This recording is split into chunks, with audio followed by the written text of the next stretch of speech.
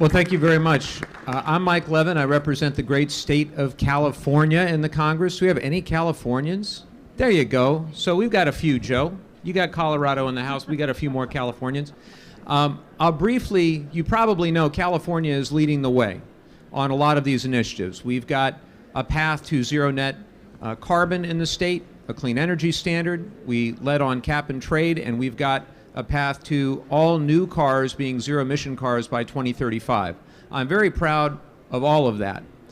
My story is a bit unique in that I represent a congressional district that for the last 2 decades before my service was Republican. In fact, was pretty deeply conservative. And when I decided to run for Congress, you have to pick a ballot designation, and I chose Clean Energy Advocate. And I, much like Sean, had been involved in the clean energy industry for about 10 years. And when I chose Clean Energy Advocate, I remember there was a reporter who wrote a story, and the headline was, "Candidate Gambles His Campaign on Climate." And my response to that is that it was a ludicrous headline because it would be a gamble not to talk about climate, not to talk about the preeminent challenge of our time.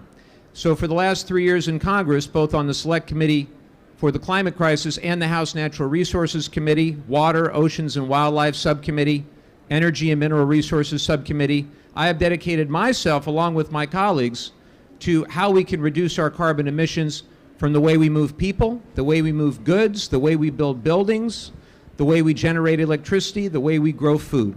We have to do it all, and we have to do it fast. So I'm excited to be here, not only because of all the policies that my friends have just shared, but also because we can hold our heads high again.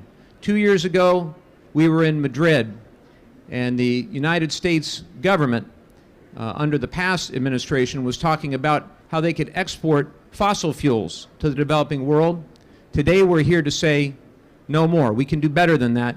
We all have to achieve significant reductions in emissions if we're going to have any chance at combating what is the greatest challenge that our society maybe has ever faced in the history of the planet. So I'm excited to be in the fight with all of you, and I'll hand it back. Joe, are you going to be the...